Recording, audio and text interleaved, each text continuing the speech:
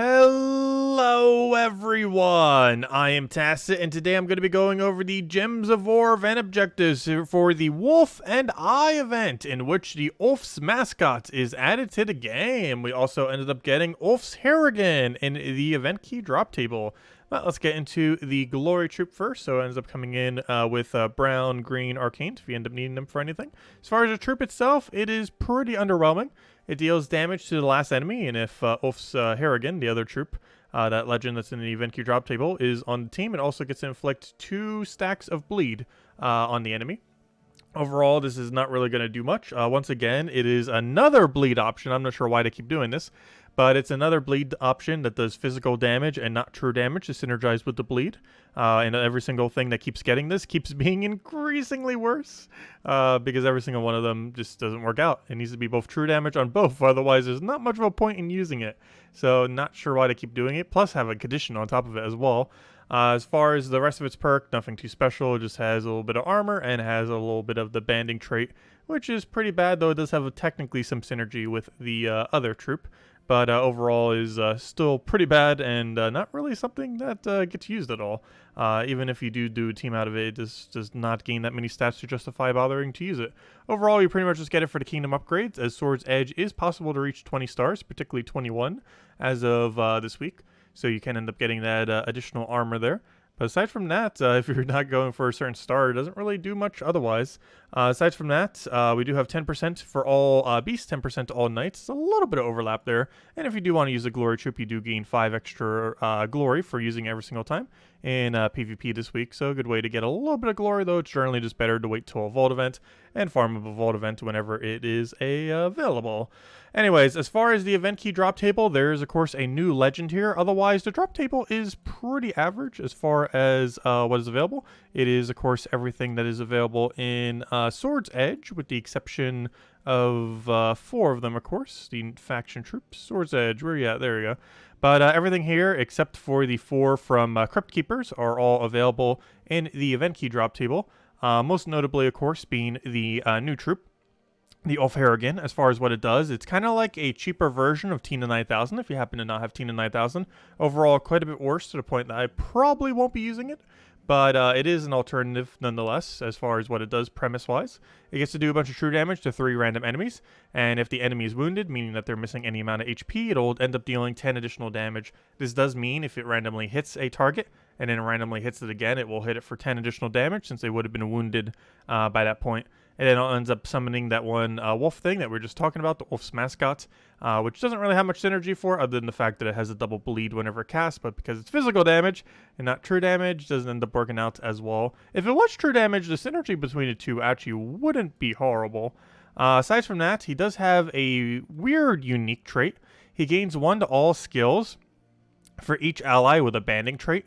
So there's 2 things that's kind of weird about this. One is, and probably the weirdest, is it doesn't trigger every single turn. And not only does it not trigger to all allies, nor to itself, but it doesn't trigger every single turn, only right at the beginning. So if you're summoning something that has a banding trait, that will have really no effect on this ability, which just doesn't end up making much sense at all.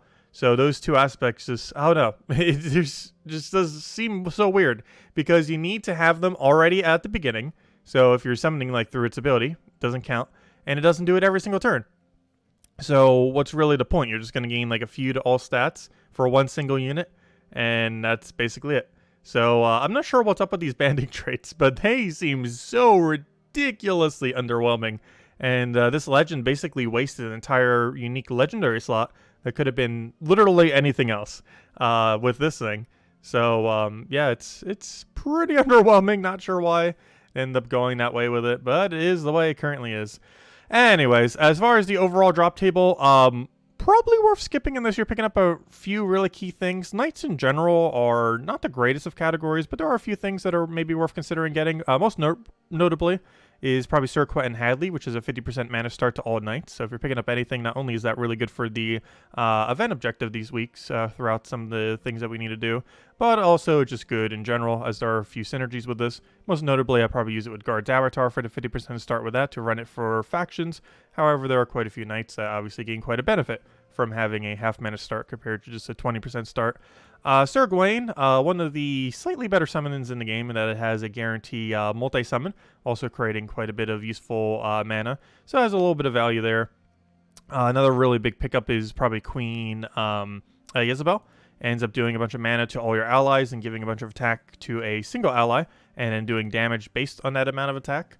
Ends up getting a pretty good synergy with attack buffing teams. Very rare kind of type of build these days, going for attack buff team.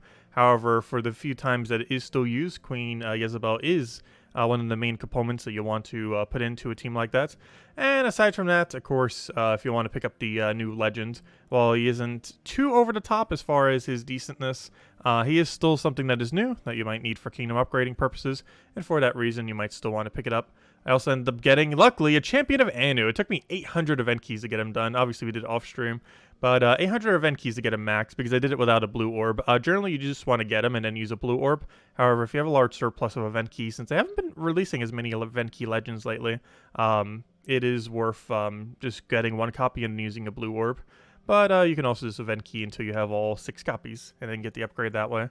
Anyways, as far as the Ward Lore event this week, the scoring is just as annoying as you would think it is. But anyways, as far as the token, we do get the extra skull damage and spell damage, which is nice. I wish that was just the default, as it would make things a lot easier. Anyways, as far as the point breakdown, it is basically rarity order.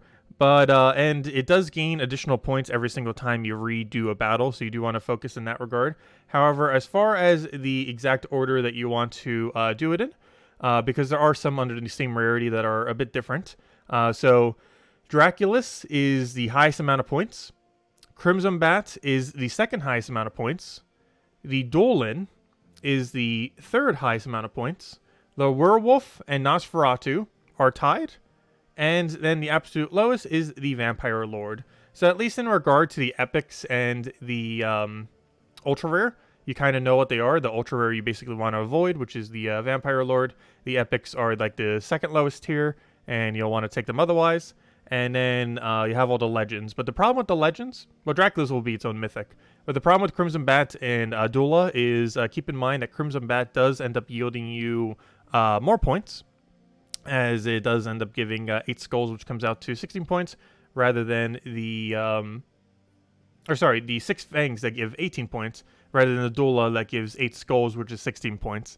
But a little bit weird because it's using 2 different currencies, but basically, Crimson Bat is slightly more than Dula, is the main thing you need to know. So like here, we'd want to focus on the Crimson Bats before going for the Dula. But generally speaking, as long as you do rarity order, it's probably just going to come that way anyway. So even if we did these in whatever order, not knowing which one is higher, we're likely going to cycle through all the legends before we, before we get forced to do the other ones anyways. So for the most part, that won't really matter that Crimson Bat is slightly more than Dula, but is worth mentioning nonetheless. Anyway, same rewards as always. As far as the weapon, it is a pretty bad weapon, but I'd still advise getting it for completionist sake. It's 500 gems if you want to get it through the event, or you can get it in Soulforge all this week. It's basically just Mang, but way worse. It deals true damage to an enemy, which is completely irrelevant because of the second part of it. And if they are undead, eliminate all of their armor. So basically, this is a Mang, but it's conditional on if it will or will not armor tier, for only 1 lower mana cost, which obviously you might as well just use Mang for 1 higher mana cost. Not only do you already have the weapon, but it is better. So this weapon you're never really ever going to use. The only reason you would get it is just to have another weapon for Sword's Edge and not having to get this weapon later, since this is the only time you'll be able to get it with gems. Otherwise you'll have to get it from Soulforge going forward, multiple months from now whenever it cycles back again. But yeah, horrifically bad weapon. That is basically just a worse version of Mang in every possible way. So yeah, even if you're up against a pure undead team, it is still better to go Mang, because at least you get the attack value there, was this doesn't end up getting that. So I'm not sure what's the deal with that weapon. I thought it would maybe have like an extra turn, but no, it doesn't even have like an extra turn perk. I forgot what they are, but it's some useless stuff like gain some life and deal some damage to first enemy, bleed the first enemy, some really useless things that don't really do much. I was expecting to be a little bit more like a rope dart, like, okay, if you could do that with an extra turn, that's like okay. But without the extra turn, that's just a weaker version of Rope Dart, a weaker version of Mang, weaker version of everything. Even if it had extra turn, it'd just be a weaker version of Rope Dart. But it's strange. But anyways, that's the event. Anyways, as far as other events that we got going on this week, Tuesday we have ourselves Sea of Sorrows, one of the more annoying locations to try to do without potions, so maybe worth considering doing potions if you have the spare gems and you're trying to get some purifactions done. Wednesday, we're getting a brand new pet, which will be bringing in a Sword's Edge bonus. That one dog that you can get from Sword's Edge, basically just as a pet, is basically that, and it has Sword's Edge bonus. Thursday is pretty much the worst hero class in the entire game, the Knight hero class. However, if you want to get XP for it, it is available this Thursday. And Friday, probably the most interesting thing this week, we end up getting a new faction that will be bringing in a lot of soul options, and we'll probably be covering a soul farming video this weekend, because not only do we have a faction this Friday that's going to be having a bunch of different stuff related to souls that are going to slightly change how you can soul farm, though the meta is still going to remain meta, but it gives us definitely more options.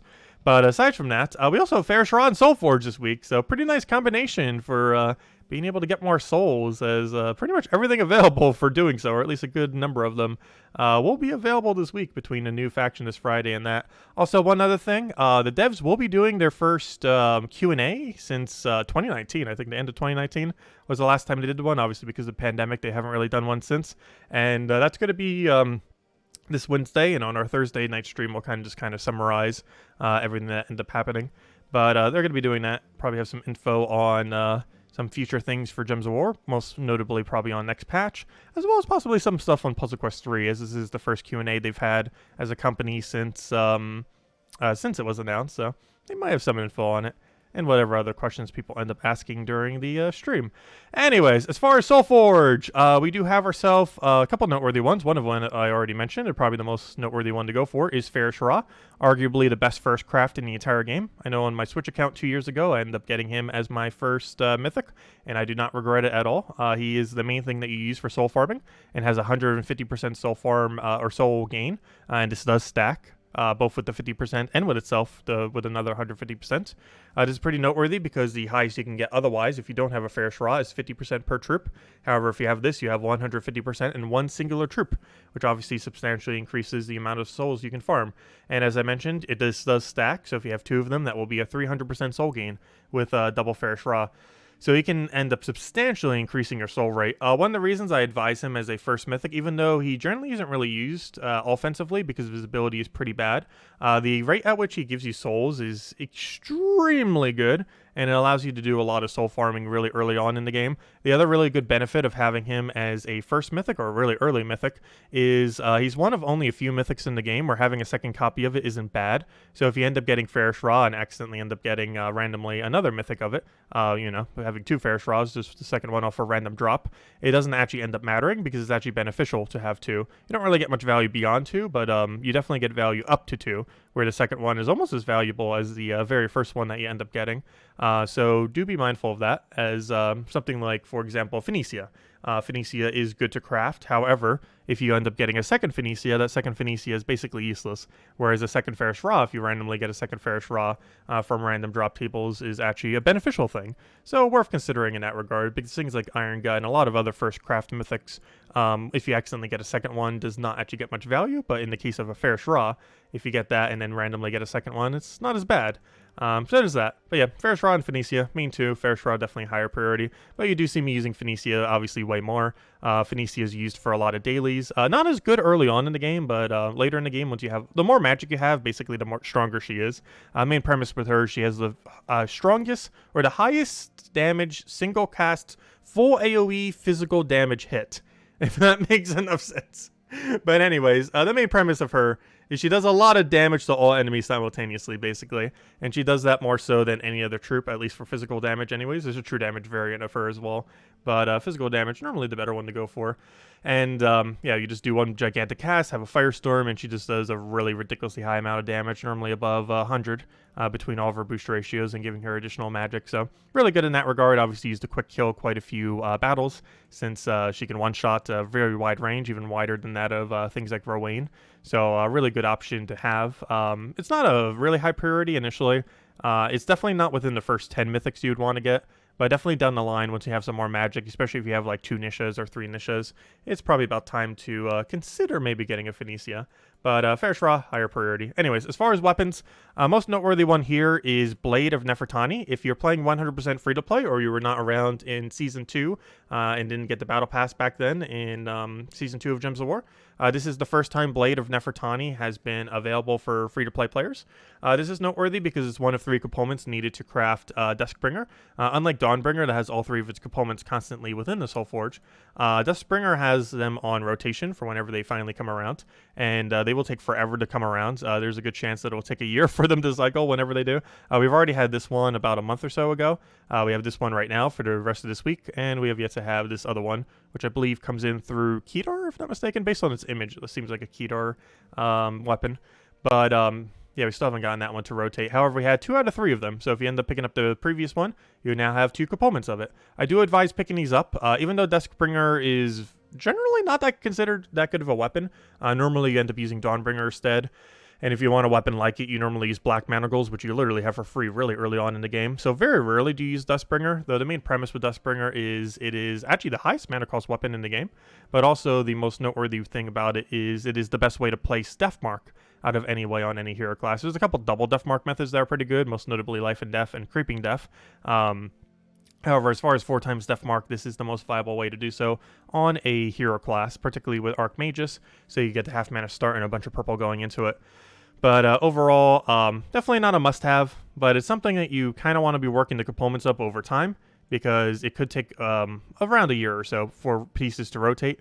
So it's a good idea to start building it quite a bit ahead of time before you even think you'll remotely need it, just so that you'll be able to get it in case you do want to have it. So at least start getting the 3 components. So make sure to get Blade of Nefertani if you're going to craft anything, is basically the bottom line. Other alternative is maybe Swords Blade. If you want to have this to help out with the event, it does boost based on Sword's edge, and that is a restriction for the Ward event this week. It will also be a little bit beneficial if you feel like you don't have anything for the class event this Thursday. So it can end up helping with a couple things this week, but overall, it's probably better priority if you're going to get any one thing to end up getting the Blade of Nefertani. Anyways, with all that out of the way, let's go over some teams then. If I can click on the PvP menu. So, as far as teams, of course, all will be in the description as I always put them. As far as our first team here, what I'll likely be using for the World event, we have the Crypt. Normally I wouldn't show one of these weapons like this. However, it was just available last Tuesday, so a lot more people than normal would end up having this weapon. Of course, it rotates like every 6-7 months or whatever it is these days with all the factions.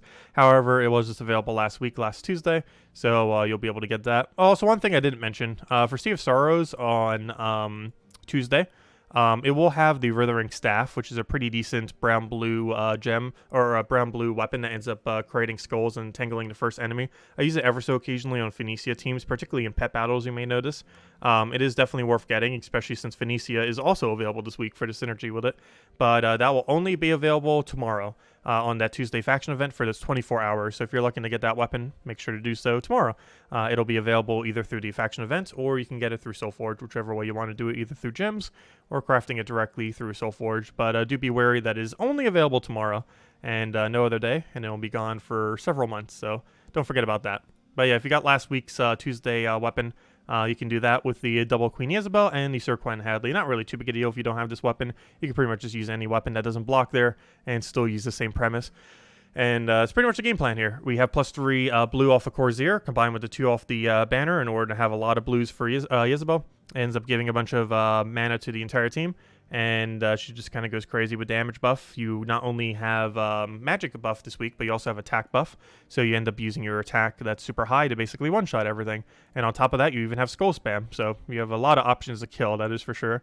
As far as the lower level ward event, you basically just spam Knight Coronets with any weapon you can end up putting there. The Swords Blade that I was mentioning earlier probably be one of the best options. One other thing to replace out if you want to upgrade this team a little bit is replace out Knight Coronet with Sir Quentin Hadley if you have him fully traded.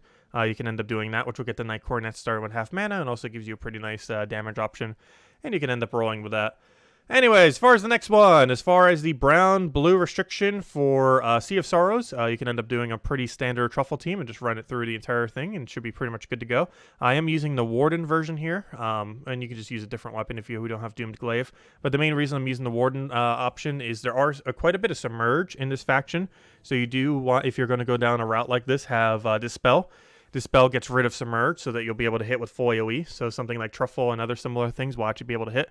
So do be mindful of that, as this spell will be very, very useful, given that the first and final room both have a guaranteed chance of having multiple different Submerge troops.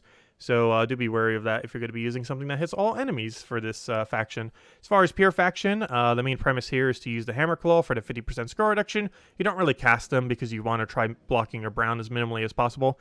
You have Sea Witch, which you end up using for mana accumulation, which you can also use for life gain and target that to make sure whatever's about to get close to dying doesn't end up dying. And it also has some Submerge, so it's not too useful against the faction stuff. And then there's also the Deep King, which is you're using most likely as your main damage source, especially if you're doing it with potions. It will definitely be your main damage source. And basically it just has a bunch of true damage pokes, and you just cast it, does a lot of true damage, and you just keep repeating that until you win.